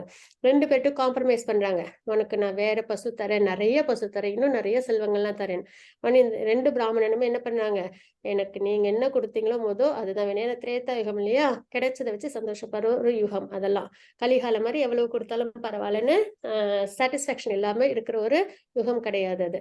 அப்போ அவங்க என்ன பண்றாங்க, சரின்னு அப்புறம் 2 பேரும் சாட்டிஸ்ஃபை ஆகாம என்ன பண்ணிடுறாங்கன்னா, எங்களுக்கு நீங்க கொடுத்த பசுவே வேணும்ன்ட்டு அந்த பசுவை நிருக மகாராஜாட்டே கொடுத்துடுறாங்க. உடனே நிருக மகாராஜரும் இதை வந்து அதுக்கு மேல எதுவும் காம்ப்ரமைஸ் பண்ண முடியலன்ட்டு அடுத்தடுத்த நாள் அவங்க தான தர்மங்களை நல்லபடியா பண்ணிட்டு அவங்க வாழ்க்கை நல்லபடியா வாழ்றாங்க. அப்புறம் அவங்களுக்கு ஒரு நாள் இறப்பு வருது. அப்ப யமதர்மன் வராங்க. வந்த உடனே இந்த மாதிரி நீ வந்து நிறைய நல்ல நல்ல காரியங்கள் பண்ணிருக்க, உனக்கு நிறைய சொர்க்க பிராப்தி உண்டு. ஆனா நீ ஒரே ஒரு தவறு, அதுவும் தெரியாம பண்ணிட்ட அப்படின்னு சொல்றாங்க. என்ன தவறு அப்படின்னா, இந்த மாதிரி நீ ஒரே பசு 2 பிராமணர்களுக்கு தானம் பண்ணிட்ட. அதனால வந்து உனக்கு ஒரு பாவம் இருக்கு, தண்டனை இருக்கு அப்படின்னுவாங்க. சரி உனக்கு எது வேணும், ஃபர்ஸ்ட் தண்டனை அனுபவிச்சுக்கிறியா இல்ல நீ பண்ண புண்ணியங்களுக்கான சந்தோஷங்களை அனுபவிக்கிற அப்படின்னோடனே, எனக்கு பண்ண பாபத்தை நான் தண்டனை நான் ஃபர்ஸ்ட் அனுபவிச்சிடுறேன் அப்படின்னு வந்து சொல்லுவாங்க. உடனே அவங்க என்ன பண்ணுவாங்க அப்படின்னு பாத்தீங்கன்னா, யம தர்மராஜா ஒரு பெரிய பல்லியா மாத்தி தண்ணி இல்லாத கிணத்துக்குள்ளார போட்டுருவாங்க. சரிங்களா? அதுதான் வந்து அவங்களுக்கான தண்டனை. எப்போன்னா, அப்ப நிருகமராஜர் கேட்பாங்க, எனக்கு எப்ப இதுல இருந்து பாப விமோசனம் கிடைக்கும் அப்படின்னு கேட்டப்போ, உனக்கு வந்து துவாபரகத்துல கிருஷ்ணர் அவதாரம் பண்ணுவாங்க. அப்போ வந்து அவங்களோட ஸ்பரிசம் பட்டோடனே உனக்கு பாப விமோசனம் கிடைக்கும் அப்படின்னு சொல்லுவாங்க. உடனே வந்து சரி நிருகமராஜரும் திரேதா யுகத்துல இருந்து துவாபர யுகம் முடிவு வரைக்கும் எதுல இருக்காங்க, தண்ணி இல்லாத கிணத்துல இருக்காங்க. இதுவும் தெரியாம செஞ்ச ஒரு செயல்தான். எல்லாமே தர்ம வழியில தான் அவங்க பண்ணாங்க. இருந்தாலும் அவங்களால என்ன பண்ண முடியல, பதம் பதம் இல்லைங்களா? நம்மளோட கர்மங்கள் எல்லாத்தையும் நம்மளால கவனிச்சுக்கிட்டே இருக்க முடியாது. எது வந்து விகர்மா, எது வந்து கர்மா அப்படின்னு தெரியாது இல்லைங்களா? அப்படின்னும் போது அவங்களுக்கு அந்த தண்டனை கிடைச்சது. அதுக்கப்புறம் என்னாச்சு அப்படின்னு பாத்தீங்கன்னா, அவங்க வந்து பகவான் கிருஷ்ணர் அவங்களோட பிள்ளைகள்லாம், பேர பிள்ளைகள்லாம் அவங்க விளையாண்டுட்டு இருக்காங்க. அவங்க விளையாண்ட பொருள் ஒண்ணு அந்த கிணத்துல விழுந்துரும். அப்ப வந்து அவங்க வந்து பார்க்கும்போது அந்த பல்லி இருக்கும். அத எடுக்க முயற்சி பண்ணுவாங்க, முடியாது. அப்ப கிருஷ்ணர்ட்ட போய் முறையிடுவாங்க. கிருஷ்ணர் வந்து பார்ப்பாங்க. அவங்களுக்கு தான் எல்லாமே தெரியும்னு பார்த்தோம் இல்லைங்களா? பிரசன்ட், பாஸ்ட், ஃபியூச்சர் எல்லாமே. அப்ப அவங்களுக்கு தெரியும் இது நிருக மகாராஜர்ன்னு. இருந்தாலும் மத்தவங்களுக்காக என்ன பண்ணுவாங்க, அவங்க அந்த நிருக மகாராஜா அந்த பல்லிய தொடுவாங்க. அது உடனே அ இது மனிதனா மாறும். தேவர்கள் மாரி மாறிடும். உடனே அப்போ கேட்பாங்க. மத்தவங்களும் தெரியணும் இல்லையா? அதனால கேட்பாங்க, "என்ன ஆச்சு?" அப்படின்னும்போது நிருக மகாராஜர் எல்லாத்தையும் விளக்கமா குடுப்பாங்க. அதற்கப்புறம் அவங்க சொர்க்கத்துல போய் சந்தோஷங்கள அனுபவிச்சு, அதுக்கப்புறம் பக்தி பண்ணி பகவானை அடைவாங்க அப்படின்றத நம்ம தெரிஞ்சுக்கிறோம். சரிங்களா? இதுதான் வந்து பலனை எதிர்பார்த்து செய்யக்கூடிய செயல்களின் விளைவு. அதே வந்து பகவான் உணர்வுல, கிருஷ்ண உணர்வுல செய்யற செயல்களுக்கான விளைவு அப்படின்றத நம்ம இங்க தெரிஞ்சுக்கிறோம். நம்ம இன்னைக்கு பார்த்துட்டு இருக்கிறது கிருஷ்ண உணர்வில் செயல்கள் அப்படின்றத நம்ம பார்க்கிறோம். அப்ப கிருஷ்ண உணர்வில் செயல்கள் தான் இருக்கிறதுலே பாதுகாப்பானது, சிறந்ததும் கூட அப்படின்றத நம்ம தெரிஞ்சுக்கிறோம். மாதாஜி 5.3 ஸ்லோகம் வாசிச்சு கொடுக்குறீங்களா? गेय नित्य सन्नयासी यो न द्वेष्टि न कांक्षति निर्द्वंदो हि महाबाहो सुखम बंधात् प्रमुच्यते. हरे कृष्णा. ஹரே கிருஷ்ண மாதாஜி. கர்மயோகா அல்லது கர்ம சந்நியாசா, அதுதான் நம்ம பார்க்க போறோம். எவனொருவன் தனது செயல்களில் விளைவுகளில் விருப்பு வெறுப்பு அற்றவனோ அவனே நிரந்தரமான சந்நியாசி ஆவான். பலம் பொருந்தி பெண்களுடைய அர்ஜுனா, எல்லா இருமைகளிலிருந்தும் விடுபட்டுள்ள அத்தகையோன் பௌதிக பந்தங்களை எளிதில் வென்று முழுமையாக முக்தி அடைகின்றான் அப்படின்றத பார்க்கிறோம். சரிங்களா? எவனொருவன் தனது செயல்களின் விளைவுகளில், பலன்களில் எதிர்பார்ப்பு இல்லாம, விருப்பு வெறுப்பு, சாப்பாடு கூட நம்ம என்ன பண்ணுவோம், எனக்கு பிடிச்சது பிடிக்காதது அப்படின்னு வச்சிருப்போம். அதே மாதிரி மனிதர்களையும் பிடிச்சது பிடிக்காதது எல்லாத்துலயும் வச்சிருப்போம் இல்லைங்களா? எனக்கு இது பிடிக்கும் பிடிக்காது, பிடிக்கும் பிடிக்காது. அந்த மாதிரி ஒரு விஷயம் நம்ம, அது எதனால வருது, குணத்தின் அடிப்படையில வருது. சரிங்களா? தனது செயல்களின் விளைவுகளில் விருப்பு வெறுப்பு அற்றவனோ அவனே நிரந்தரமான சந்நியாசி. சந்நியாசின்றது வெறுமனே நம்ம 3rd சாப்டர்ல கூட பார்த்தோம் இல்லைங்களா? பிரத்யாச்சாரா, அதாவது போலி மனிதன். பார்க்கறதுக்கு சன்னியாசி மாதிரி இருந்துட்டு ஆனா பொருட்கள் மேல ஆசையோடு இருக்கிறவங்க சன்னியாசி கிடையாது. யார் ஒருத்தவங்க மனதளவுல வந்து இந்த டியூவாலிட்டிஸ்ல இருந்து, விருப்பு வெறுப்புல இருந்து விடுபட்டு இருக்காங்களோ அவங்க பேர் தான் சன்னியாசி அப்படின்னு நம்ம இந்த ஸ்லோகத்துல பாக்குறோம். பலம் பொருந்திய பெண்களுடைய அர்ஜுனா, எல்லா இருமைகளிலிருந்தும் விடுபட்டுள்ள அத்தகையோன் பௌதிக பந்தத்தில் இருந்து, அப்போ அவங்க மெட்டீரியல் எனர்ஜில இருந்து விடுபட்டு இருக்காங்க இல்லைங்களா? இருமைகளே மெட்டீரியல் எனர்ஜில இருந்து, முக்குணங்கள்ல இருந்து தான் வர்றது. அப்ப அதுல இருந்து விடுபட்டவங்க கண்டிப்பா பௌதிக பந்தத்திலிருந்து எளிதில் வென்று முழுமையாக முக்தி அடைகின்றான். முக்தின்றது நம்ம பகவானை போய் அடைஞ்சு கோலோகம் வைகுண்டம் அங்க போய் இருக்கிறது மட்டும் கிடையாது. இங்கேயே நம்ம வந்து இந்த இருமைகள்ல இருந்து வெளிவந்து பகவானோட நம்ம பக்தி சேவை செய்யும் போதே நம்ம முக்தி அடைஞ்சவங்க தான். அதனாலதான் பக்தர்கள் எப்பயுமே எங்க இருந்தாலும் நரகத்தில் இருந்தாலும் பக்தி சேவை செய்யணும் அப்படின்ற ஒரு எண்ணத்தோடய அவங்களோட நிலைப்பாடு இருக்கும் அப்படின்றதான் பார்க்கிறோம். ஹரிதாஸ் தாக்கூரர் தன் இடைவிடாத கிருஷ்ண ஜப மகிமையால் வேசியா ஸ்திரீயை மனம் திருத்தி கிருஷ்ண பக்தியின் மார்க்கத்தில் திருப்பினார் அப்படின்றத பார்க்கிறோம். ஹரிதாஸ் தாக்கூர் அப்படின்றவங்க இந்த கௌடிய சம்பிரதாயத்துல வர ஒரு ஆச்சாரியர், சரிங்களா? இவங்களை வந்து நாமாச்சாரியர் அப்படின்னு சொல்லுவாங்க. ஏன்னா இவங்க ரொம்ப வந்து என்ன பண்ணாங்கன்னா எப்பயுமே சாண்டிங் பண்ணிட்டே இருப்பாங்களாம், சரிங்களா? ஒரு நாளைக்கு 22 மணி நேரமும் ஜபம் பண்ணிட்டே இருப்பாங்க மகாமந்திரத்தை. 2 மணி நேரம் தான் மற்ற விஷயங்களுக்கு அவங்க செலவு பண்ணுவாங்க அப்படின்றத நம்ம பார்க்கிறோம். அந்த அளவுக்கு ஜபம்ன்றது அப்படி கவனம் இல்லாம இல்ல, முழுக்க மனசுல பகவானை நிலைநிறுத்தி ஜபத்தை சொல்லி அதை தன்னோட காதலியே வாங்கி சொல்றோம் இல்லையா, அட்டென்டிவ் சாண்டிங் சொல்லுவோம். அந்த முறையில அவங்க என்ன பண்ணாங்க, நல்லபடியா அவங்க ஜபத்தை செஞ்சுட்டே இருக்காங்க அப்படின்றத பார்க்கிறோம், சரிங்களா? அப்படி இருக்கிற இவங்க ஹரிதாஸ் தாக்கூர் அவங்கள வந்து டிஸ்டர்ப் பண்றதுக்காக ஒரு வேசியாஸ்திரி வராங்க.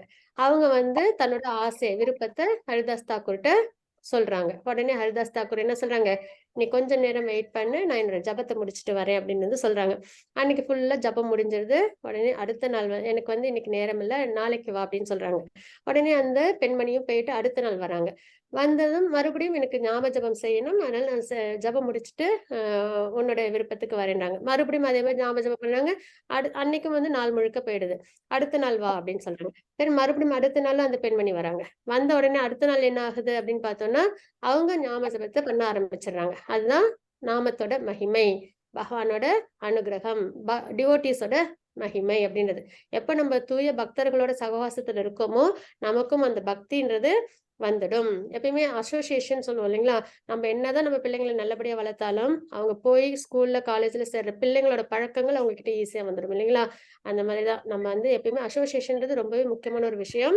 அப்ப நம்ம பக்தர்களோட அசோசியேஷன்ல இருந்தோம்னா நம்மளுக்கும் பக்தின்றது கண்டிப்பா நல்லபடியா வரும் அப்படின்றத நம்ம இந்த ஸ்லோகத்துல இருந்து தெரிஞ்சுக்கிறோம். ஐ மீன் அந்த ஸ்லைட்ல இருந்து. மாதாஜி 5.10 ஸ்லோகம். ब्रह्मण्याधाय कर्माणि सङ्गं त्यक्त्वा करोति यः लिप्यते न स पापेन पद्मपत्रमिवाम्बसा. ஹரே கிருஷ்ண மாதாஜி. பற்றின்றி தனது கடமைகளை செய்து பலனை பரமபுருஷ பகவானிடம் அர்ப்பணிப்பவன் தாமரை இலை எவ்வாறு நீரால் தீண்டப்படுவதில்லையோ அது போல அவன் பாப விளைவுகளால் தீண்டப்படுவதில்லை. அப்ப எதனால நம்ம பலன் எதிர்பார்க்காம நம்ம செயல்களை செய்யணும்னா அதற்கு இதுதான் காரணம். நம்மளுக்கு பாபம் வந்து சேரக்கூடாது அப்படின்ற பட்சத்துல நம்ம என்ன பண்ணணும், ஏன்னா நம்மளால எவ்வளவு கவனமா இருந்தாலும் நம்மளால எல்லா கடமைகளையும் நம்மளால சரிவர செய்ய முடியாது இல்லைங்களா? புண்ணியமான செயல்களை நம்மளால முழு நேரமும் செய்ய முடியாது இல்லைங்களா? அப்போ நம்ம பக்தி மார்க்கத்துல இருக்கும்போது நம்மளுக்கு அந்த பாதுகாப்பு கண்டிப்பா நிச்சயம் கிடைக்கும். அதனாலதான் அது போல அவன் பாப விளைவுகளால் தீண்டப்படுவதில்லை. அதுவும் இல்லாம கர்ம பந்தமும் உங்களை வந்து தாக்காது அப்படின்றத நம்ம இங்க பார்க்கிறோம். அதுதான் பக்தியோட பலம். அப்போ பற்றின்றி தனது கடமைகளை செய்து பலன்களை பரமபுருஷ பகவானுக்கு அர்ப்பணிப்பவன் எப்படி இருப்பாங்கன்னா, இந்த தாமரை இலை பார்க்கிறோம் இல்லைங்களா, அது மேல நீர் இருக்கு, அது எப்பயுமே ஒட்டாது இல்லைங்களா? அந்த மாதிரி நம்மளோட கடமைகளை பற்றின்றி செய்யணும். அந்த மாதிரி செய்யும் போது நமக்கு பாப விளைவுகள் வராது அப்படின்றது இந்த ஸ்லோகத்துல பார்க்கிறோம், சரிங்களா? இப்ப பிரபுபாதா அவங்க என்ன பண்ணாங்க, தன்னோட வாழ்க்கை முழுக்க தனக்கு கிடைச்ச இந்த கிருஷ்ண பக்திய உலகம் ஃபுல்லா எல்லாருக்கும் கொண்டு போய் சேர்க்கணும் அப்படின்றதுல அவங்க ஈடுபட்டு நிறைய கஷ்டங்களையும் தாங்கி அவங்க என்ன பண்றாங்க, எல்லாருக்கும் இந்த கிருஷ்ண பக்தியை கொண்டு போய் சேர்த்தாங்க இல்லைங்களா?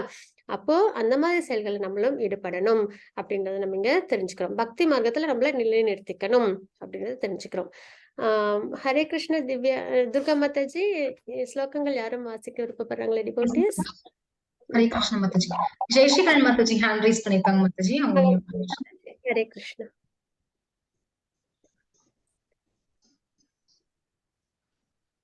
हरे कृष्ण माताजी. हरे कृष्ण माताजी, प्रणाम्स. विद्या विनय संपन्ने ब्राह्मणे कवि अस्तिनि सुनिचैव स्वभागी च पंडिता समदर्शिनः. हरे कृष्ण माताजी. ஹரே கிருஷ்ண மாதாஜி. இந்த ஸ்லோகத்துல நம்ம என்ன பார்க்கிறோம் அப்படின்னு பாத்தீங்கன்னா, இது ரொம்ப முக்கியமான ஒரு ஸ்லோகம். பண்டிதா சமதர்ஷின அப்படின்னு பார்க்கிறோம் இல்லைங்களா? இந்த ஒரு நிலைப்பாடு நம்ம எல்லாருக்குமே அமையணும். அடக்கமுள்ள பண்டிதர்கள் தங்களது உண்மை ஞானத்தின் வாயிலாக, பண்டிதர்கள் எப்படி இருப்பாங்க, எப்பயுமே ஃபால்ஸ் ஈகோ இல்ல, அதாவது எப்படி வந்து எல்லாரையும் ஒரே மாதிரி பார்க்கணும், டியூவாலிட்டிஸ் எப்படி வந்து கூடாதோ அதே மாதிரி இந்த அகங்காரம் அதுவும் வந்து இருக்கவே கூடாது. நான் அப்படின்ற ஒரு எண்ணம் இருக்கும்போதே நம்ம பகவானை விட்டு பிரிஞ்சிருக்கிறோம்ன்றது அர்த்தம். ஏன்னா பகவானோட சம்பந்தப்பட்டது எல்லாமே, இதுல எதுவுமே நம்மளோடது கிடையாது, நம்மளையும் உட்பட. அப்படின்னும் போது எந்த இடத்துலயுமே இது என்னோடது, நான் அப்படின்ற ஒரு எண்ணம் வரவே கூடாது அப்படின்றது நம்ம ரொம்ப கவனமா இருக்கணும். அப்படின்னும் போது அடக்கமுள்ள பண்ணிடுற அப்ப எப்போ அது அந்த மாதிரி வரும்? அடக்கமா இருக்கும்போது, ஹம்பிள்னஸ், அதுதான் அந்த குணம் தான் நம்மள அந்த இதோட ஃபால்ஸ் ஈகோ கிட்ட கொண்டு போகாது.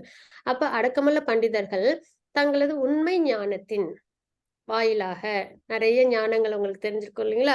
இப்பயே நம்ம 5 சாப்டர் பாக்குறதுக்குள்ளே நம்ம நிறைய விஷயங்கள் தெரிஞ்சுக்கிட்டோம் இல்லைங்களா? பகவத்கீதையில பகவான் என்னென்னலாம் குறிப்பிட்டிருக்காங்கன்னு. அப்ப பண்டிதர்கள் என்ன பண்ணிருப்பாங்க?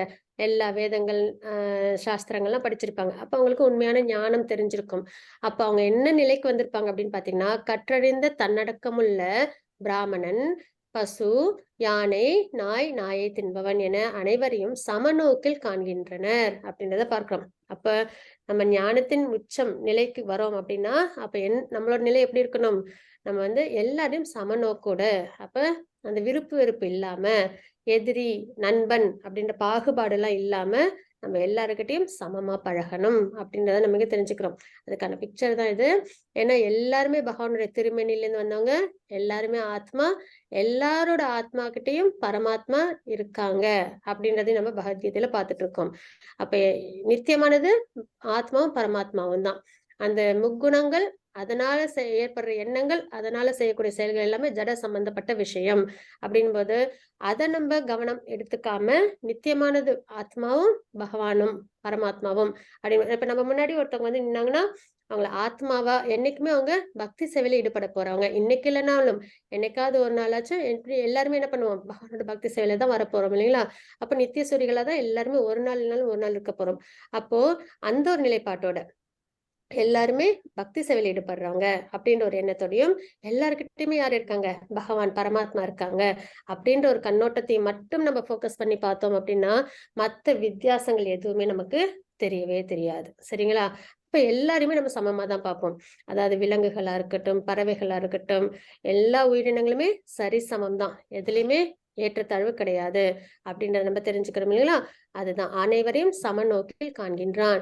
இதுதான் நம்ம நல்லபடியா எல்லா சாஸ்திரங்களையும் படிச்சதுக்கு அப்புறம் நமக்கு கிடைக்க போற ரியலைசேஷன்றது இந்த ஒரு நிலைப்பாடு அப்படின்றத நம்ம தெரிஞ்சுக்கிறோம். எல்லாருமே பகவானுக்கு பக்தி சேவை செய்யறவங்க சமம்.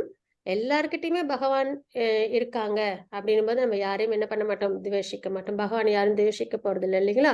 அப்படின்போது யாரும் நம்ம துவேஷிக்க மாட்டோம் அப்படின்றதுதான் நம்ம இந்த புரிதல்ல கொண்டு வரோம். சோ இந்த ஸ்லோகத்துல நம்ம தெரிஞ்சுக்கிற முக்கியமான ஒரு விஷயம் இதுதான். இதை நம்ம கேட்கறது மட்டும் இல்லாம கொஞ்சம் கொஞ்சமா நம்ம புரிதலோட வாழ்க்கையிலும் கொண்டு வரணும். மாதாஜி 5.22 ஸ்லோகம். ஸ்ரீதர் பிரபுஜி வாசிப்பாங்க மாதாஜி. ஹரே கிருஷ்ணா. அவசியம். ஹரே கிருஷ்ணா. ஹரே கிருஷ்ண பிரபுஜி.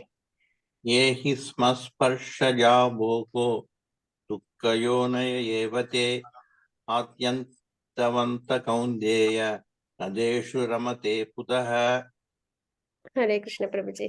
ஜட புலன்களின் தொடர்பினால் வரும் இன்பம் துன்பங்களுக்கு காரணமாக இருப்பதால் அறிவுடையோன் அதில் பங்கு கொள்வதில்லை. குந்தியின் மகனே, இத்தகைய இன்பங்களுக்கும் ஆரம்பமும் முடிவும் இருப்பதால் அறிவுடையோன் இவற்றில் மகிழ்ச்சி அடைவதில்லை அப்படின்றத பார்க்கிறோம். ஜட புலன்களின் தொடர்பினால் இங்க பார்க்கிறோம் இல்லைங்களா? நிறைய விஷயம் இது அனிமல்ஸ். இந்த விட்டில் பூச்சிக்கு நெருப்பு மேல ஆசை, சரிங்களா? உடனே அது என்ன பண்ணிடும்? அதுகிட்ட அப்படி போயிட்டு தண்ணியை வந்து அழிச்சுக்கும். அதே மாதிரி இந்த மானுக்கு என்ன ஆசை? நல்ல இனிமையான இது சப்தம் கேட்டா அது மயங்கிடும் இல்லைங்களா? அதை நோக்கி அது போகும்போது அது வேடன் கிட்ட மாட்டிக்குது, தண்ணி அது அழிச்சுக்குதுன்னு. அது மாதிரி இந்த மீனுக்கு நாக்கு, சுவை, அது மேல ரொம்ப ஆசை. என்ன பண்ணும்? உணவுன்னு நினைச்சு போய் தூண்டில்ல மாட்டி தன்னை இழந்துடுது. அதே மாதிரி இந்த இது தேனியும் என்ன பண்ணுது? தேன் எடுத்து எடுத்துக்க போகுது. கடைசியில அது என்ன ஆகுது? அந்த பூ மூடுனதும் அதால வெளியில வர முடியாம அது தன்னை உயிரை மாச்சிக்குதுன்றத பார்க்கிறோம். அது மாதிரி இந்த யானையும் பாத்தீங்கன்னா, யானை பிடிக்கிறதுக்கு என்ன பண்ணுவாங்க? பெண் யானையை காமிப்பாங்க, பின்னாடியே ஆண் யானை வந்துச்சுன்னா இந்த மாதிரி குழியில விழுந்துருது. அப்படி அப்போ அதுவும் வந்து இது வேடன்கிட்ட மாட்டிக்குதுன்றெல்லாம் பார்க்கணுங்களா? அப்ப எல்லாத்துக்குமே காரணம் என்ன? பிரச்சனைகள் எல்லாத்துக்குமே காரணம் என்ன? எல்லாத்துக்கும் அந்த ஜடப்புல பொருட்கள் அதுதான் இல்லைங்களா? அதுதான் நம்ம 2வது அத்தியாயத்து 3வது அத்தியாயத்துல நம்ம பார்க்கிறோம். மிகப்பெரிய எதிரி ஆசை அப்படின்றத பார்க்கிறோம் இல்லைங்களா? அப்ப ஜட புலன்களின் தொடர்பினால், புலன்களோட அந்த பொருளோட தொடர்பினால் வரும் இன்பம் துன்பம் சில சமயம் இன்பம், சில சமயம் துன்பம் வருது இல்லைங்களா? அறிவுடையோன் அதில் பங்கு கொள்வதில்லை. அதனால நம்மளுக்கு இன்பத் துன்பம் எதனால வருது? பகவான் உடனே நம்ம வந்து ஏதாவது கஷ்டம் வந்துச்சுன்னா உடனே கடவுளை போட்டு எனக்கு இப்படி ஒரு இது கஷ்டத்தை கொடுத்துட்டேன்னு சொல்லுவோம் இல்லைங்களா? ஆனா அந்த கஷ்டத்துக்கு பகவான் காரணம் இல்லை, நம்ம தான் ஆசைப்பட்டோம், அதற்கான கஷ்டத்தை அனுபவிக்கிறோம். பகவானை ஆசைப்பட்டால் கஷ்டம் கிடைச்சிருக்காது இல்லைங்களா? பக்தியில ஈடுபட்டிருந்தால் கஷ்டம் கிடைச்சிருக்காது. அப்போ இந்த இடத்துல பகவானை தோஷிச்சா பகவான் பரிதாபமா தான் இருக்கும். ஏன்னா அவங்களால என்ன பண்ண முடியும்? அவங்க நமக்கு கொடுத்த விஷயம் பக்தி பண்ணி என்கிட்ட வா, உனக்கு எந்த கவலையும் இல்லைன்னு சொல்லிட்டாங்க தெளிவா. நம்ம என்ன பண்றோம்? இந்த ஜட புலன் இன்பத்துல ஆசைப்பட்டு நம்ம இங்குள்ள இன்ப துன்பங்களை அனுபவிச்சுட்டு இருக்கோம்ன்றது அங்க நித்தியமான உண்மை.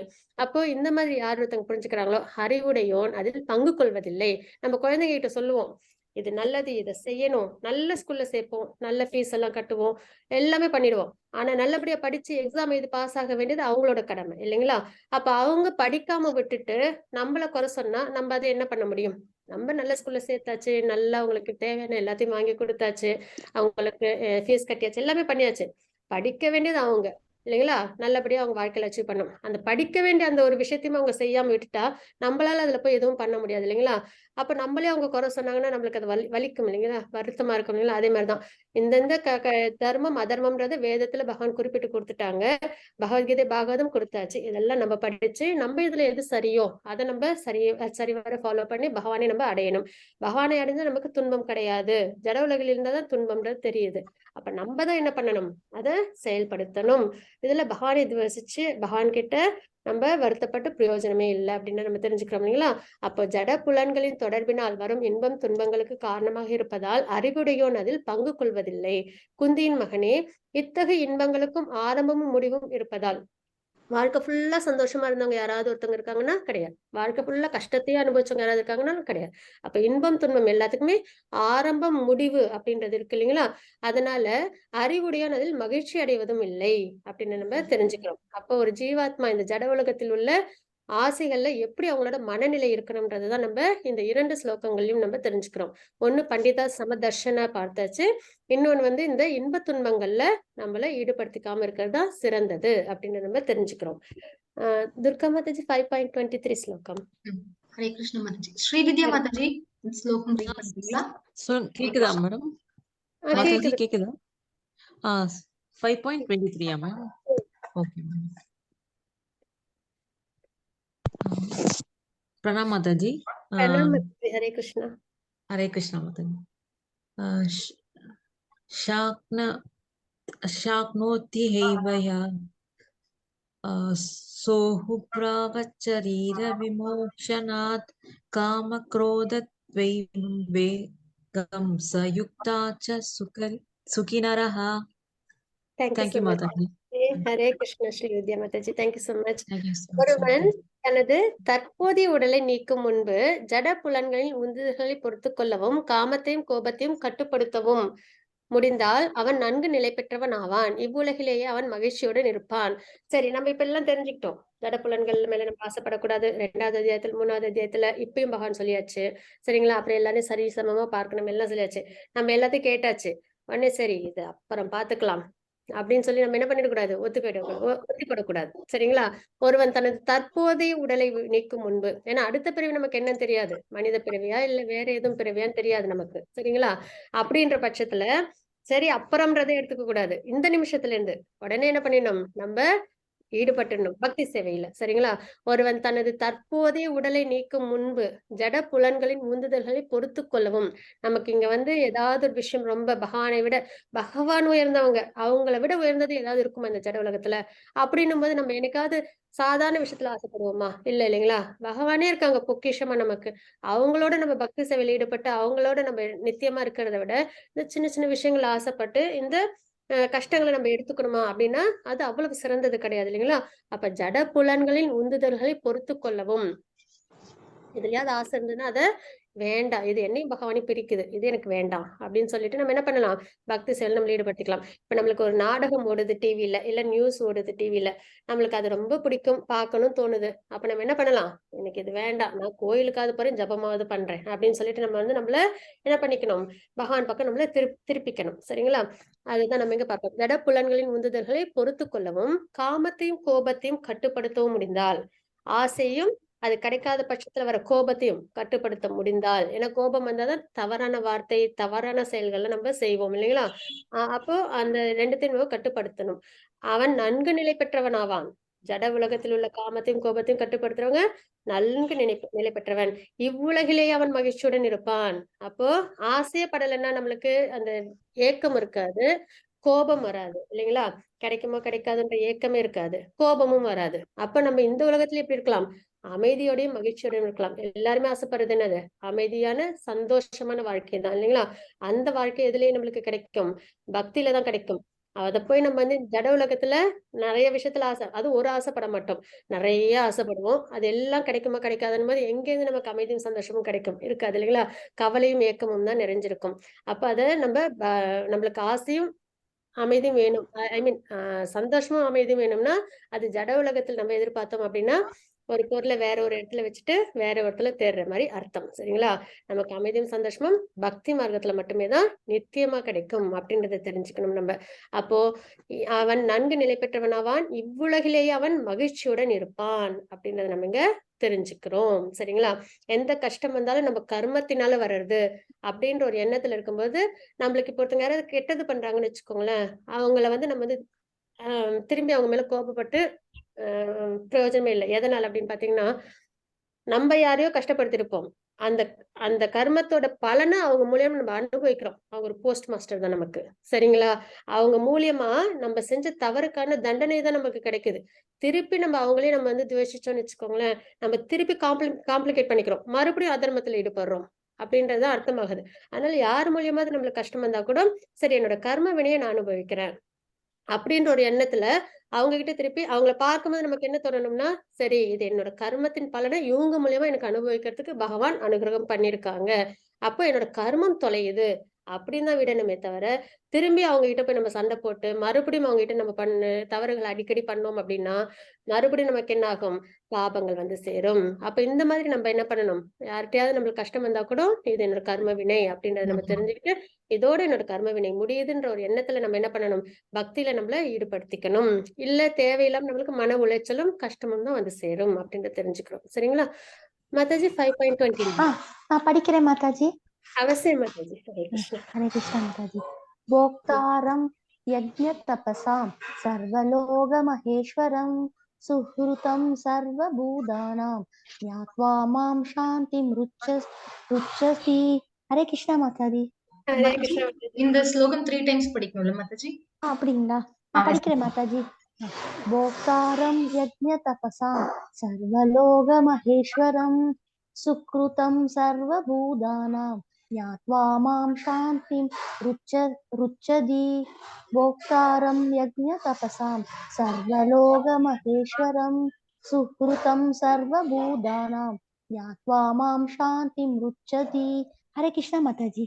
ஹரே கிருஷ்ணா மாதாஜி. Thank you so much. இது வந்து பீஸ் ஹரே கிருஷ்ணா லலிதா மாதாஜி வாசிச்சுக்கோங்க.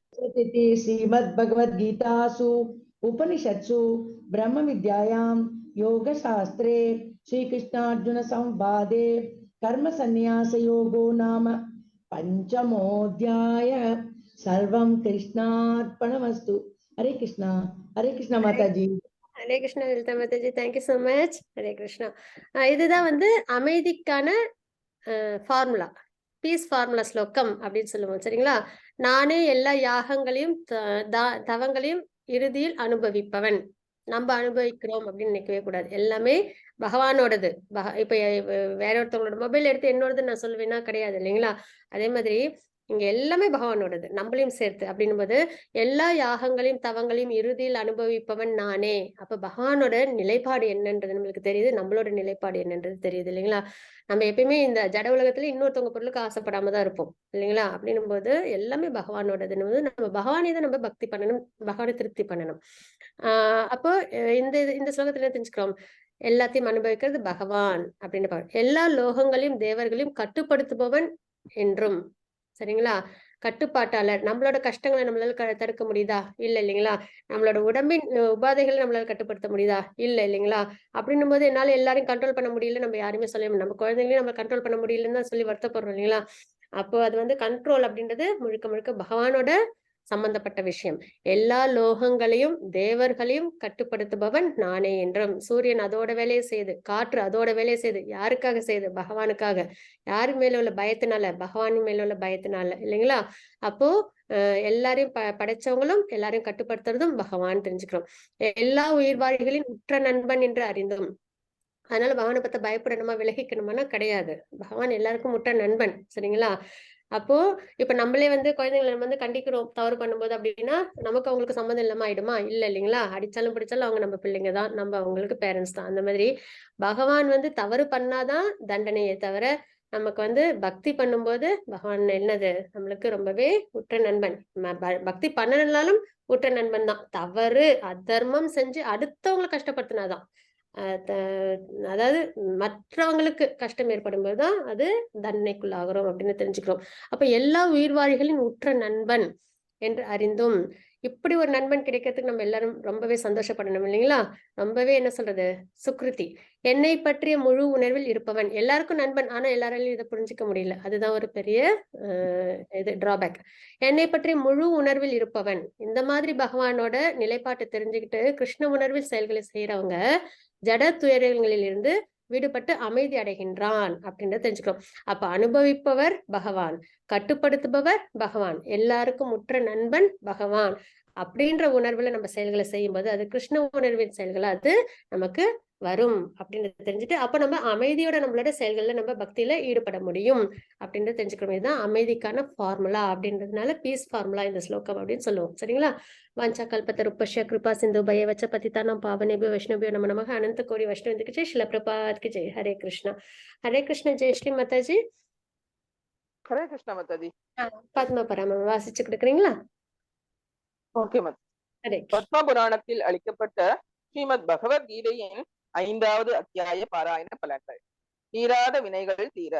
பிங்களன் என்ற பிராமணன் தன் தர்மத்தை விட்டு நாட்டியம், பாட்டு இவற்றில் கவனத்தை செலுத்தி ராஜபோகம் அனுபவித்து வந்தான்.